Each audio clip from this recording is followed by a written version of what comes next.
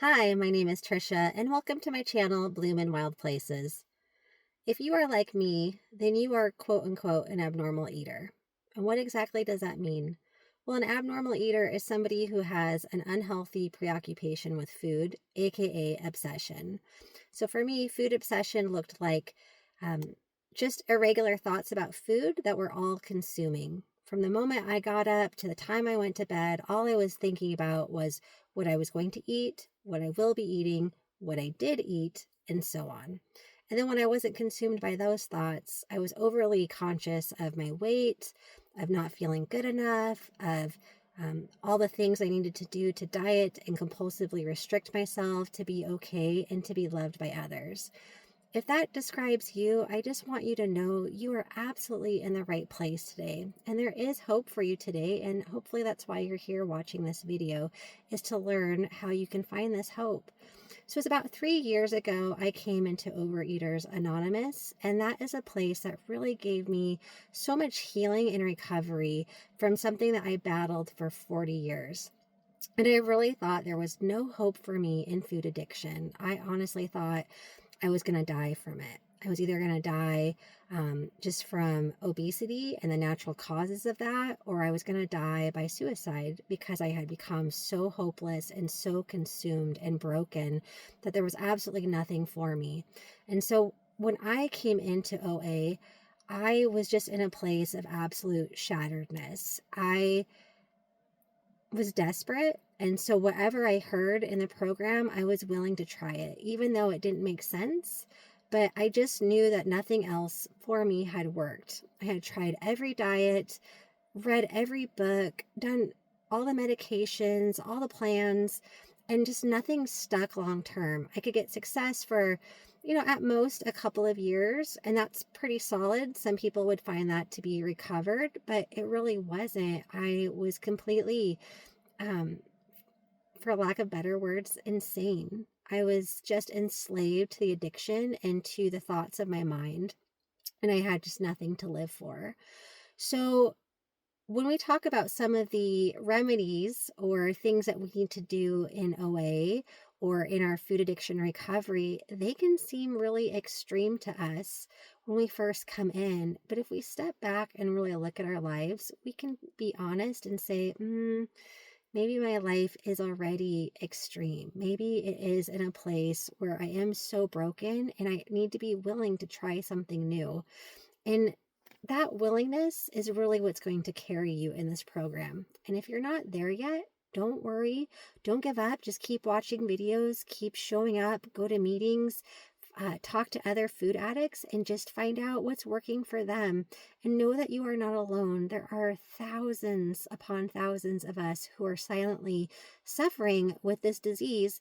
And I hope to be one of those people that is just exposing what you're going through. You don't have to go through this alone. There are other people like myself who are going through this with you, and we have overcome it. So today I want to talk about a subject that can be really terrifying to somebody first coming into food addiction, and that is abstinence and meal plans. And so what exactly does that mean? When you come into the OA rooms, people start talking a lot about abstinence. You hear that right from the get-go. They're talking about how many days abstinence they have. And to a newcomer, that's kind of terrifying. Like, does that mean how long you've been on a diet? What exactly are they counting? So the definition of abstinence, there's a few various ones, but the way that I put it in basic terms is that it is the lack of compulsive behaviors and avoiding your trigger foods. So what does that mean? Well, let's talk about alcoholism, because food addiction and alcoholism sure have a lot of things in common. And again, I know that's really hard for a newcomer to hear, but just follow along with me. Just humor me for a moment. So we've all heard of Alcoholics Anonymous and how people can get clean from alcohol and find just this miraculous sobriety, right? And we know the term sober, and that means that they are free of alcohol.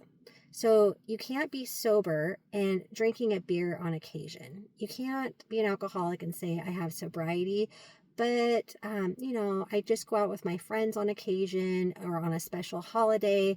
I allow myself to drink as much as I want or just a little bit. We would hear that from an alcoholic and say that's not sobriety. So let's put that in terms of food addiction. When we talk about abstinence, we need to know what our trigger foods are. And I'm going to take you through how to find those foods for yourself. But just know that they are our alcoholic foods. They are foods that create abnormal responses in us. It's not our fault. It's not a lack of willpower. It's not all the things that you came into this video thinking you were going to hear. That if you just tried harder, were a little bit more moderate, that you could do it. But I'm here to tell you that if you are truly a food addict, not somebody who just sometimes overeats or has a few vanity pounds, but if you truly have a problem and it has taken run of your life, I am telling you that just like an alcoholic, you are not going to be able to eat certain foods or drink certain beverages in moderation. Just like an alcoholic, we have to get rid of those foods and we have to admit they're alcohol foods to us. So that's really how I define abstinence. And coupled with that, in addition to our trigger foods, it's really about abstaining from compulsive food behaviors. And again, that's unique for each and every person. For some people, those are throwing up, right? So we want to avoid those compulsive behaviors. For me, I'm a compulsive dieter.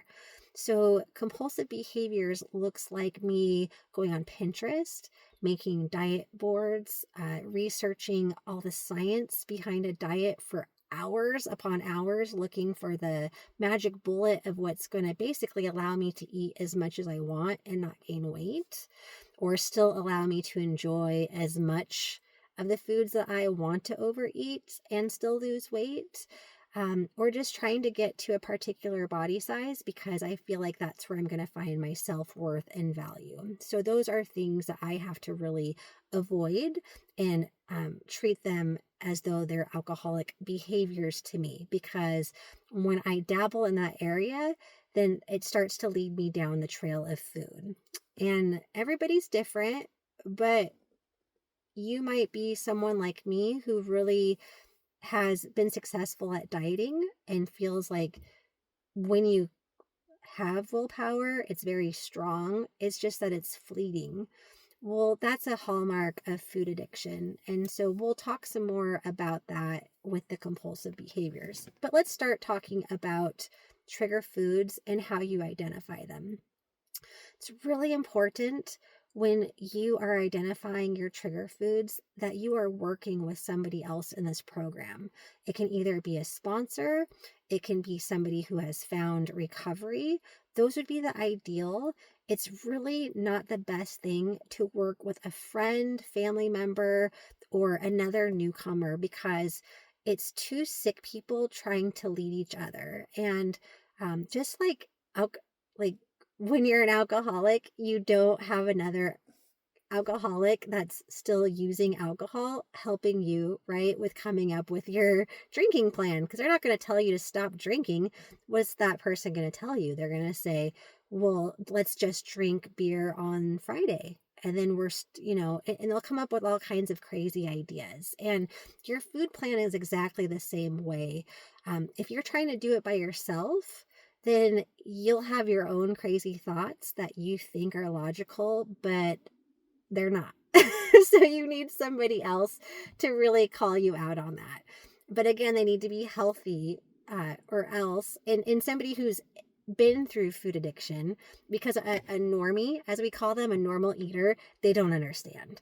They really don't. And you know this because we've been around people that can just eat like a little bit of a sugary item and be fine. And they'll just tell you the same M word, moderation. Oh, I hate that word, right?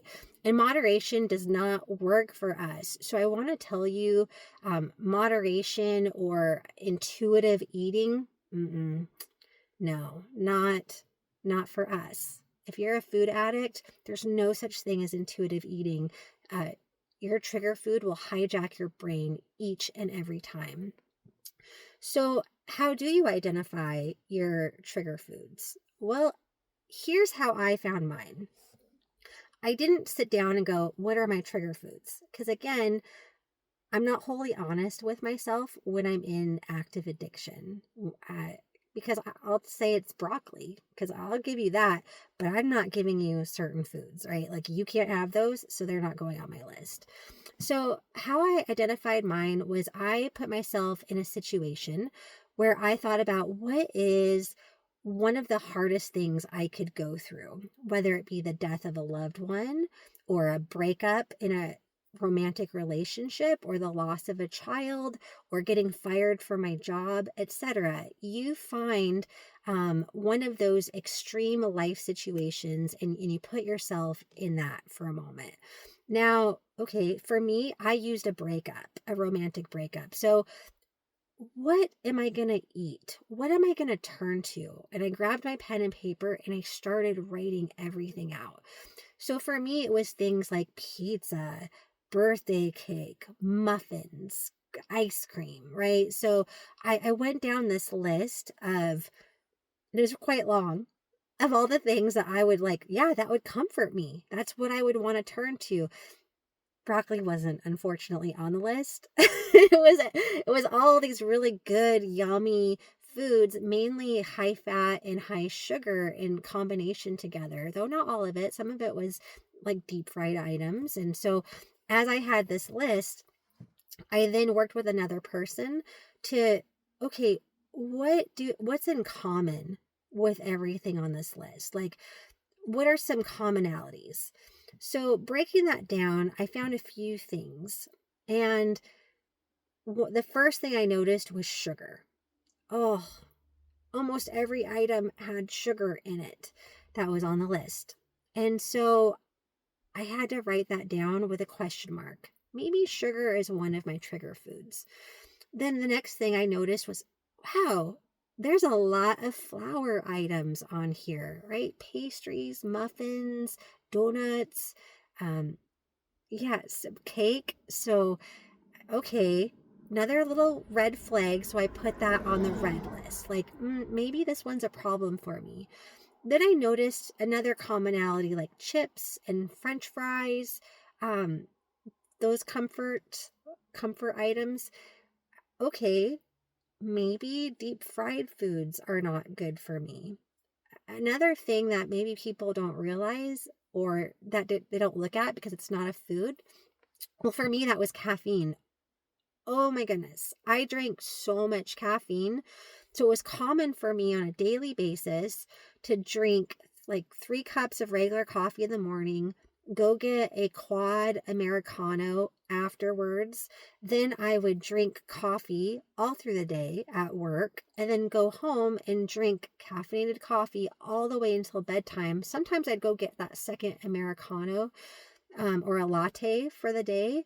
And I probably drank a good 2 pots worth of coffee and sometimes 2 espresso drinks, depending on, the money that I had available to me.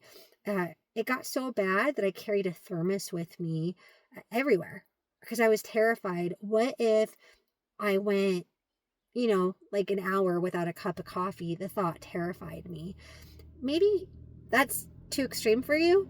And I get that because that's pretty extreme. But it doesn't have to be that extreme. It's just what is something that you feel like you need, not want, need to have. Okay, those need items, they go on your red list. And you're going to look at it a little further. You don't have to cut it out today. Don't panic. We're just making a list. And we're being honest in the list that we're making. So now that you have your red foods, then you make a list of what I call the green foods. So the green foods are, no matter how rough of a day I'm having, those are safe. Let me go back to broccoli. Broccoli seems to be a very safe food for me. I enjoy the way it tastes, but I have just never binged on it. I've never wanted to sit down and eat a whole bowl of steamed broccoli. So it went on my green list. And other items that went on my green list is I just don't eat or crave meat unless it's like deep fried, like a chicken strip, but otherwise it's fine. I just don't binge eat chicken. Um, and I don't binge eat plain yogurt, etc. So there was things that I knew were green and safe for me. Then there's this yellow list. Yellow are the cautionary foods, such as they're not my first go-to, but they could be a problem. They could potentially, but they can also be very safe for me. So I'm going to put that in the yellow category, and I'm going to circle back to that. In the beginning, it's just a big question mark, but we want to focus back on that red list. So the red list, again, working with a sponsor or somebody in the program who has recovery, I am then drilling that down to look for my specific list, and it's mine. It's not yours. And it's funny because everybody's list does look so different. So to share with you what my red list looks like, just to give you full transparency, I cannot have caffeine, as you can imagine.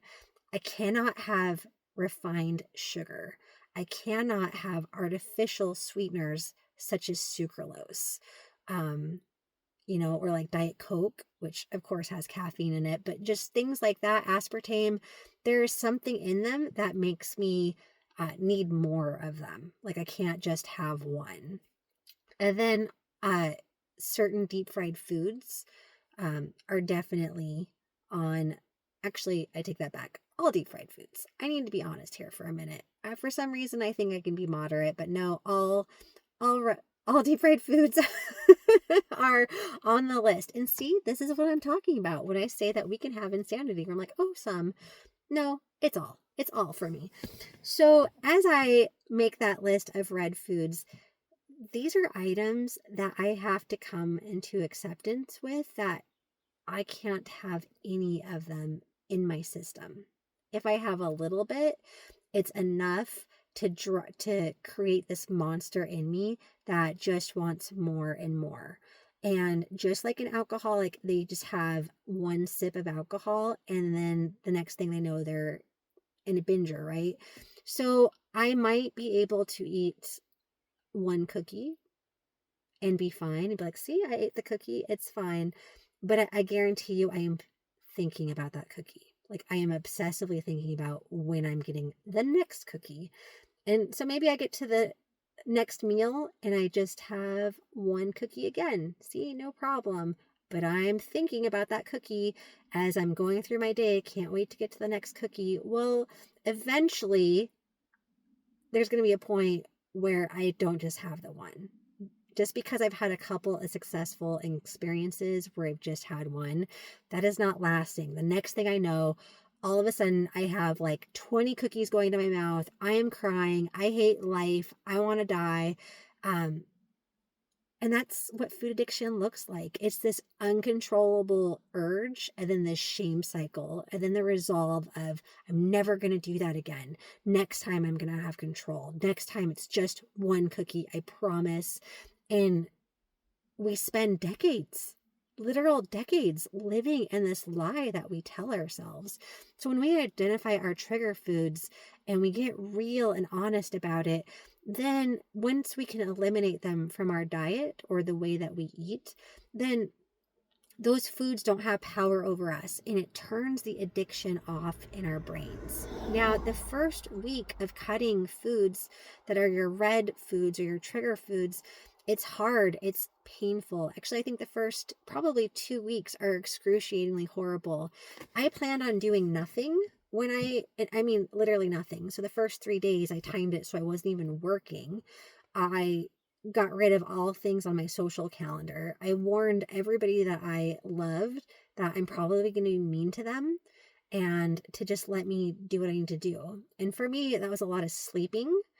I was just trying to survive to get through the detoxing, because these foods are addictive. Sugar is like cocaine. And you've probably heard that before. And so to just think I was going to have this mild headache and be uncomfortable, it wasn't realistic for me, especially with, by that time, how much sugar I was really consuming and the caffeine as well. And I was just bloody sick. It was terrible. I had another friend in program who quit sugar and spent 3 days curled in the fetal position under a desk crying. So it's hard. It's terrifying. And it's really important that we don't just try to cut these foods and base it on willpower and think we're going to have success. So I don't want you to hear me today say, now go out, cut these things and be cured. That is not going to work. You are going to fail. You're not going to make it maybe very long, maybe just a couple of days, maybe hours, maybe a whole week, maybe a whole month. I don't know, but you won't make it very long if you're not doing the rest of the program, which is the 12 steps. And I'm also going to talk to you about the tools of recovery, and I'll make that in a separate video, or I'll just be talking your ear off like forever. But when you are utilizing the 9 tools of recovery, you are guaranteed, and I'm not just saying this, you are guaranteed to find success with abstaining from your trigger foods, which is such a miracle, but it's so true. And again, I'll talk to you some more about that today. I just wanted the point of this video to talk about what abstinence is, how to identify your trigger foods and to know what they are. But just again, don't cut them yet, because we need to talk about your game plan. So watch other videos from me as we discover how to go through the next steps together. But and maybe you're already going through a 12-step, and maybe you haven't wanted to give up the trigger foods, and maybe you've heard from somebody else, or you've convinced yourself you can successfully work the steps, and that will get rid of your desire to eat these trigger foods. I am here to tell you that has not been my experience, and I have met many people in program who've tried that method and it has failed them. Again, just like an alcoholic, the only way to find recovery from your specific addiction, from the thing that you are chained to, is we've got to cut it off, just like an alcoholic.